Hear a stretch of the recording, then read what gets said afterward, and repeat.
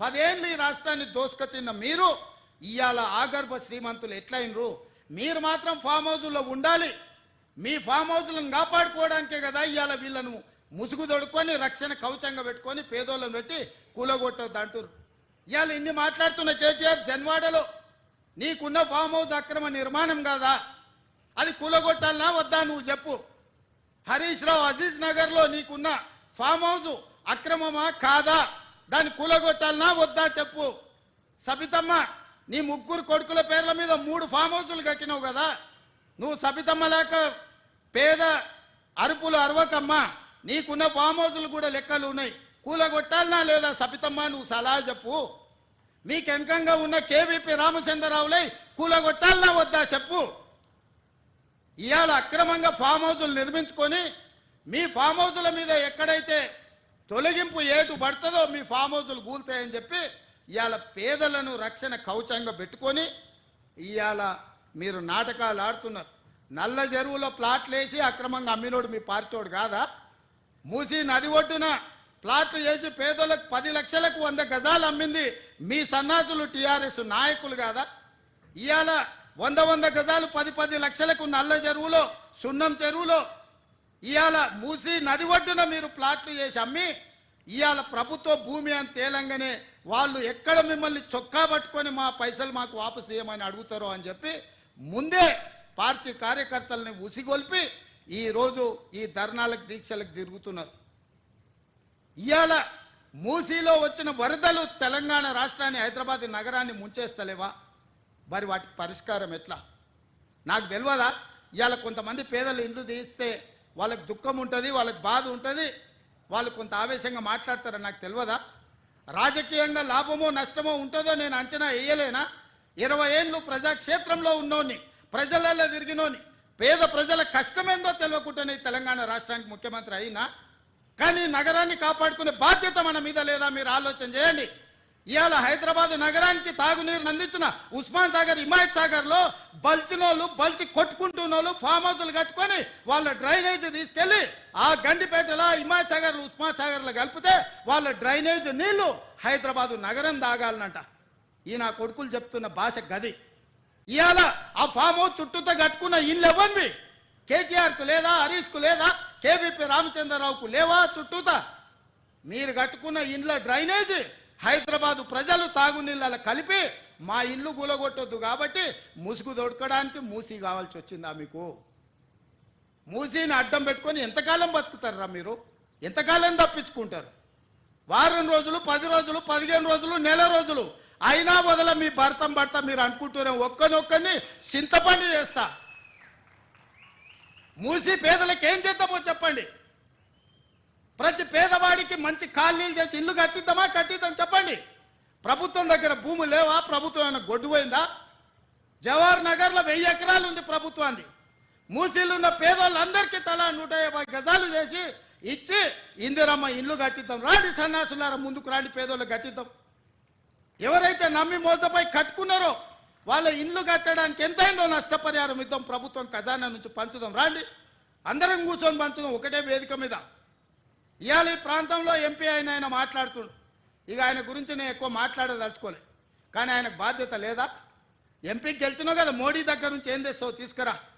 గుజరాత్లో అహ్మదాబాద్లో Sabarmati river front Narendra Modi కట్టుకోవచ్చు అంట, కానీ నరేంద్ర మోడీకి ఊడిగం చేస్తాడంటే కానీ మూసీ రివర్ ఫ్రంట్ మాత్రం తెలంగాణలో కట్టొద్దంట. ఏం న్యాయమా ఇది? ఇక్కడ ఉన్న ప్రజలే కాదు, నువ్వు కూడా బతకనికి వచ్చినోనివే.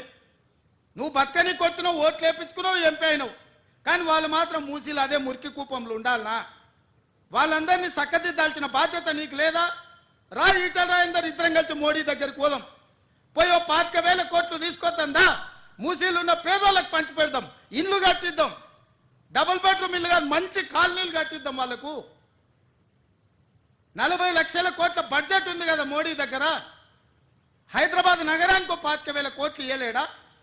చేబెల్ల మీరే గెలుస్తారు, సికింద్రాబాద్ మీరే గెలుస్తారు, మల్కాజ్గిరి మీరే గెలుస్తారు, మెదక్ మీరే గెలుస్తారు, నగరం చుట్టూతో మొత్తం మీరే గెలిచింది కదా ఈటల రాజేందర్ గారు.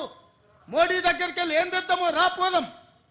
నాకేం బేసిజాలు లేవు. రాజేందర్ గారు రండి సచివాలయానికి, ఏ ప్రతిపాదన తెస్తారో తీసుకురండి. కేటీఆర్ హరీష్ రావు మొదటి రోజు మాట్లాడతారు, తెల్లారా జిరాక్స్ కాపీ తీసుకొని ఈటల రాజేందర్ మాట్లాడతారు. ఏందా ఈ భాగవతం ఎవరికి అర్థమైతే లేదా? 10 ఏళ్ళు వాళ్ళతో మంత్రుండి నువ్వేం వెలుగబెట్టినావు తెలంగాణ సమాజం గమనిస్తలేదా? గౌరవం పెట్టుకోండి రాజేందర్ గారు, మీరు మిమ్మల్ని గౌరవించాలనే మేము అనుకుంటున్నాం, కానీ మీరు ఆ గౌరవం నిలబెట్టుకునే పరిస్థితి లేదు. మీరు పార్టీ మారినరు, వేరే పార్టీ ఎంపైనరు, కానీ పాత వాసన మాత్రం మీకు పోతలేదు. ఆ గత్తర వాసన అట్లనే మీతో కొడుతుంది, గత్తు వాసన.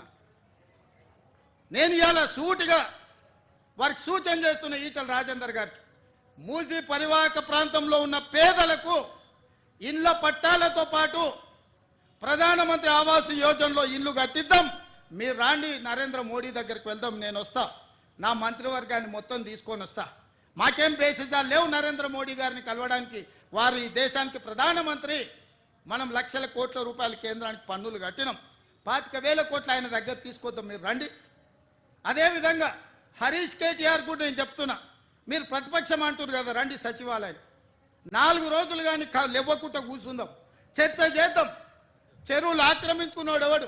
ప్రజలకిచ్చిన మాట నిలబెట్టుకుంటావా?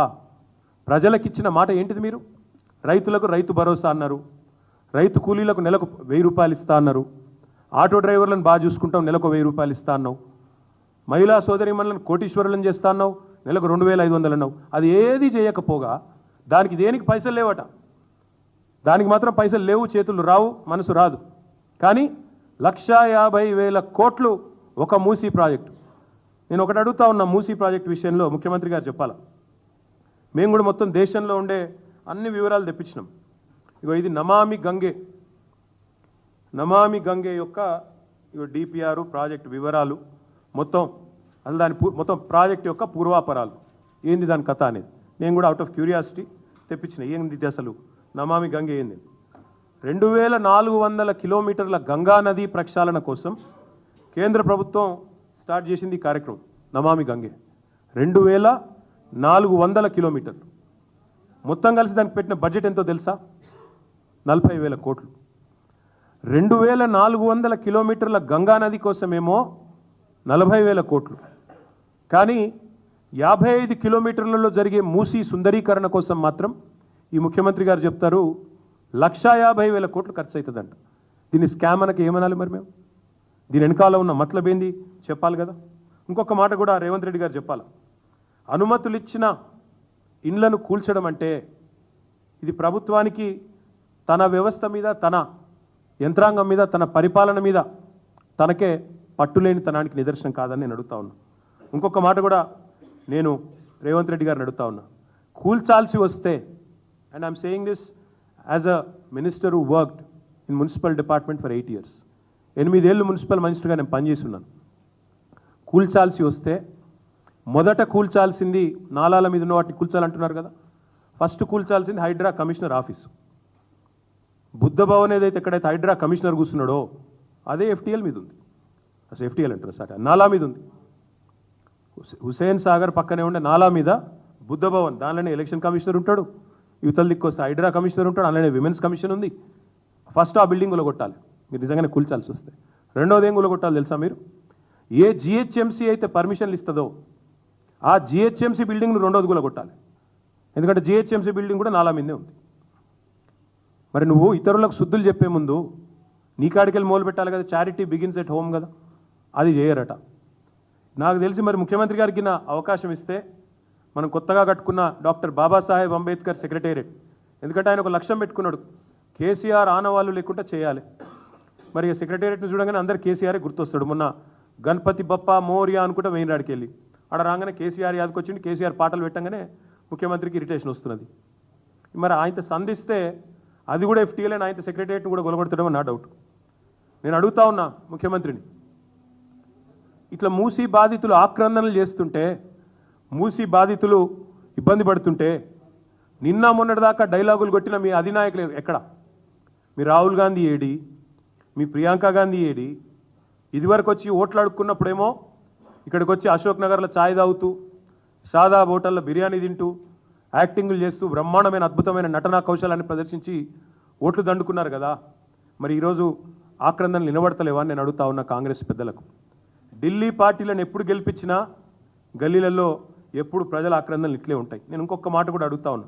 మాట్లాడితే ప్రతి సందర్భంలో అడిగేవాళ్ళు మమ్మల్ని ఏమని, రిటర్న్ ఆన్ ఇన్వెస్ట్మెంట్ ఎంత? మేము కాళేశ్వరం కడుతుంటే అన్నాడు అడిగినారు, కాళేశ్వరంతో ఏం సాధిస్తారు, ఇంత పెద్ద పెట్టుబడి పెట్టి ఏం సాధిస్తారు అని పదే పదే అడిగేది. కాళేశ్వరం వల్ల ఏమవుతుందని. కాళేశ్వరం గురించి ఒక్క మాటలో చెప్పాలి అంటే, కాళేశ్వరం అనేది ప్రపంచంలోనే అతిపెద్ద multi stage lift irrigation project, బహుళార్థ ప్రయోజనాలున్న ప్రాజెక్టు కాళేశ్వరం. ఒక పంటకు 40 లక్షల ఎకరాలకు నీళ్ళు ఇచ్చే ప్రాజెక్టు, 2 పంటలకు 80 లక్షల ఎకరాలకు నీళ్ళు ఇచ్చే ప్రాజెక్టు కాళేశ్వరం. ఇండస్ట్రియల్ కన్జంప్షన్ కోసం 10% వాటర్. అదేవిధంగా డ్రింకింగ్ వాటర్ హైదరాబాద్ మహానగరంతో పాటు వేలాది గ్రామాలకు డ్రింకింగ్ వాటర్, వేలాది గ్రామాలకు వందలాది పట్టణాలకు డ్రింకింగ్ వాటర్ ఇచ్చే ప్రాజెక్టు కాళేశ్వరం. హైదరాబాద్కు నెత్తి మీద శాశ్వతంగా ఒక కుండ పెట్టినట్టే కరువు తీర్చే కల్పతరువు కాళేశ్వరం. దానికి రిటర్న్ ఆన్ ఇన్వెస్ట్మెంట్ ఏందని చాలామంది, చాలా పెద్దలు చాలా మాటలు మాట్లాడినారు. నేను అడుగుతా ఉన్నా, ఇవాళ కాళేశ్వరం కట్టడం తర్వాత, ఇప్పుడు నిన్నగాక మొన్న పేపర్లో వచ్చింది, ఈనాడు పేపర్లో చూసుకోండి, వరి సాగులో తెలంగాణ టాప్ భారతదేశంలో. కాళేశ్వరం పుణ్యం కాదా అది? ఇవాళ తెలంగాణలో కాళేశ్వరం వల్ల ఏం జరిగింది అంటే, ఆ 1,00,000 కోట్ల పెట్టుబడితో ఏం జరిగిందంటే తెలంగాణ వరి సాగులో టాప్ అయింది. తెలంగాణలో తాగునీటి సమస్య పోయింది. హైదరాబాద్కు తాగునీటి సమస్య రానే రాదు. మరి నేను అడుగుతున్నా రేవంత్ రెడ్డి, చెప్పు, 1,00,000 కోట్లతో కాళేశ్వరం కడితే రిటర్న్ ఆన్ ఇన్వెస్ట్మెంట్ ఏంది అన్నావు. నువ్వు చెప్పు నాకు ఈరోజు. నీ మూసీ ప్రాజెక్టు వల్ల మురిసేది ఎంతమంది? నీ మూసీ ప్రాజెక్టు వల్ల రిటర్న్ ఆన్ ఇన్వెస్ట్మెంట్ రాష్ట్రానికి ఎంత? నీ మూసీ ప్రాజెక్టు వల్ల 1 ఎకరానికన్నా నీరు వస్తుందా, సాగునీరు? ఒక రైతు కన్నా లబ్ధి చేకూరుతుందా? అంటే ఇప్పటికే మూసీ కింద ఉన్న ఆయకట్టు కాకుండా నేను చెప్పేది కొత్తగా ఏమైనా వస్తుందా? Number 1 point. ఒక రిజర్వాయర్ ఉందా ఇంట్లో ఈ మూసీ ప్రాజెక్టులో? ఒక పంప్ హౌస్ ఉందా? ఒక అండర్ గ్రౌండ్ టనల్ ఉందా? ఏం లేకున్నా 1,50,000 కోట్లు అంటే స్కామ్ కాదా? ఎడబోతున్నాయి 1,50,000 కోట్లు. అందుకే నేను అనేది, మీరు మాట్లాడితే మీ రాహుల్ గాంధీ వచ్చి అన్నాడు ఇక్కడికి, కాళేశ్వరం ఏటీఎం అన్నాడు, కేసీఆర్కు బీఆర్ఎస్కు ఏటీఎం అన్నాడు. మరి మూసీ ప్రాజెక్ట్ ఏంది, రిజర్వ్ బ్యాంకా కాంగ్రెస్ పార్టీకి? 1,50,000 కోట్లు అంటే భారతదేశంలోనే అతిపెద్ద కుంభకోణం కాదా ఇది? నమామి గంగేకి 40,000 కోట్లు. ఇంకా మీకు చెప్పాలి, ఇంకా ఉన్నాయి వేరే ప్రాజెక్టులు కూడా తెప్పించిన. ఇగో ఇది Sabarmati river front. Sabarmati river ఫ్రంట్కి మొత్తం ఖర్చు అది 38.5 కిలోమీటర్లు సాబర్మతి రివర్ ఫ్రంట్. దానికైనా మొత్తం ఖర్చు 7,005 కోట్లు, ఇప్పటికీ 7,050 కోట్లు. ఇంకా కొద్దిగా పని మిగిలిందట, 2005లో చాలా అయింది, ఇంకా నడుస్తున్నది. దాని తర్వాత యమునా రివర్ ప్రాజెక్టు 22 కిలోమీటర్లు ఢిల్లీ పక్కకు, ఇక దాని ఖర్చు 1000 కోట్లు, ఇంకా నడుస్తుంది అది కూడా. ఇక దానికంటే ముఖ్యమైనది మీకు కావాల్సింది, ఇక గంగా ఇప్పుడే చెప్పినా నేను మీకు, ఇప్పటికీ ఖర్చు అయింది నమామి గంగేలో 20,000 కోట్లు, ఇంకా 20,000 కోట్లు ఖర్చు అవుతుంది అనేది వాళ్ళ అంచనా. థేమ్స్ నది కూడా ఏదైతే ముఖ్యమంత్రి చెప్తున్నాడో అది కూడా మొత్తం ఖర్చు పెట్టింది వాళ్ళు దాదాపు 40,000 చిల్లర కోట్లు. మరి నేను అడిగేది ముఖ్యమంత్రి గారిని, ఇంతకంటే ఈ అన్నిటికంటే అద్భుతాన్ని ఏదో నేను ఆవిష్కరిస్తా అంటే దీని మీద వచ్చే రిటర్న్ ఆన్ ఇన్వెస్ట్మెంట్ ఎంత, రాష్ట్ర ప్రజలకు కొనగూరే ప్రయోజనం ఎంత, లాభం ఎంత, ఎవరి కోసం చేపడుతున్నావు మూసి చెప్పమని కోరుతా ఉన్నా. దీనివల్ల మురిసేటోళ్ళు ఎవరు, ఎగిరి గంతేసేటోళ్ళు ఎవరు, నిన్ను ఒత్తిడి పెడుతున్నది ఎవరు నిన్ను? అసలు ప్రజలకిచ్చిన వాగ్దానం అమలు చేయకుండా నువ్వు ఒక దిక్కేమో పైసలు లేవంటావు, పెన్షన్లు పెంచమంటే పైసలు లేవు. పక్క రాష్ట్రంలో చంద్రబాబు నాయుడు గారు పెంచలేదా? రాగానే 1 వీక్లో పెంచింది కదా 4,000 పెన్షన్, నువ్వెందుకు పెంచుతలేవు? దానికేమో పైసలు లేవు. ఈరోజు వానాకాలం లాస్ట్ డే, ఇంతవరకు రైతు బంధు దిక్కులేదు. రైతులు అడుగుతున్నారు, అయిపోయింది మొత్తం పంటలు నాట్లేసినాం, సీజన్ అయిపోతుంది, ఎప్పుడు వస్తాయి పైసలని? దానికి సమాధానం లేదు. రుణమాఫీ కావాలని చెప్పి సెల్ఫీలో ఉద్యమం చేస్తున్నారు రైతులు, దాని మీద సమాధానం రాదు. కొత్త హామీలు కాదు, ఉన్న హామీలు ఏమైనా, మాకు 2 నెలలు పెన్షనే కొట్టినావు, దాని సంగతి ఏంటంటే చెప్పేటోడు లేడు. ఇందిరమ్మ రాజ్యం అన్నారు. మరి ఇందిరమ్మ రాజ్యంలో మీరు ఇండ్లు కట్టిస్తారని ఓట్లేసారు, ఇందిరమ్మ ఇండ్లు అని మీరే చెప్పిండ్రు. కానీ పేదల ఇండ్లు కూలగొడతామని ముందే చెప్పినంటే ఒక్కడంటే ఒక్కడు కాంగ్రెస్ ఓటేస్తుండేనా? ఒక్కసారి ఆలోచించమని చెప్పి నేను ఈ ముఖ్యమంత్రిని అడుగుతా ఉన్నా. అసలు ముఖ్యమంత్రి గారు 3-4 రోజుల నుంచి ముఖం చాటేసిండు మీడియాకి, లేకపోతే మీతో చీట్ చాట్లు అవి చేస్తుంటాడు కదా ఎక్కువ, ఇప్పుడు చేస్తలేడు. ఎందుకు? భయం. ఆతల ప్రజల ఆగ్రహం, కట్టలు తెంచుకుంటున్నది, ప్రజలు ఆగ్రహ దగ్గరలో అవుతున్నారనే భయం అధికారులను ముంగడ పెడుతున్నారు. ఇది ఒక అలవాటు అయిపోయింది. అమెరికాలో బోగస్ కంపెనీలు తెచ్చిండు, వాళ్ళ అన్నగాడు 1000 కోట్ల పెట్టుబడి పెట్టే మొగాడు ఎప్పుడైపోయిండు, అన్ని పైసలు ఆడికెళ్ళి వచ్చినాయి, రేవంత్ రెడ్డి ఏమన్నా పంపించి ఆడికెళ్ళి ఇటు తెప్పిస్తుండా అని విమర్శలు సోషల్ మీడియాలో రాగానే ఏం చేయాలి? జయేష్ రంజన్ రావాలి, రామకృష్ణారావు రావాలి, వాళ్ళు సంజాయిషి ఇవ్వాలి. ఇవాళ హైదరాబాద్లో మూసీలో ఈ రకంగా దుర్మార్గం ఎట్లా చేస్తారు, అరాచకం ఎట్లా చేస్తారంటే ఓ దానకిషోర్, ఓ రంగనాథ్ రావాలి. ఎందుకు నీ మంత్రులు ఎందుకు వస్తలేరు ముంగటికి? మంత్రులు ఎందుకో వచ్చి చెప్తలేరు మూసీ వల్ల గొప్పదనం, మూసీ ఎంత జనరంజకమైన ప్రాజెక్టు, మూసీ ఎంత అద్భుతమైన ప్రాజెక్టు, మూసీని చేయడం వల్ల రాష్ట్రం ఎట్లా మురిసిపోతుంది, దానివల్ల ఎన్ని అద్భుతాలు జరుగుతాయి, ఎందుకు చెప్పలేకపోతున్నారు? చేతనైతే లేదా, లేక సరుకు లేదా? నేను అదే అంటా ఉన్నా, వాస్తవాలు చెప్పే ధైర్యం లేక అధికారుల వెనకాల దాక్కుంటే కుదరదు ముఖ్యమంత్రి. అసలు మేనిఫెస్టోను చెప్పు, నీ గ్యారంటీ కార్డుల సంగతి చెప్పు, 100 రోజుల్లో అమలు చేస్తా అని 300 రోజులకు కూడా ఏమీ చేయని నీ అశక్తతను చెప్పు. ఎందుకు మరి ఎవరి కోసం ఈ కూల్చివేతలు, ఎవడి కోసం ఈ 150,000 కోట్లు చెప్పు.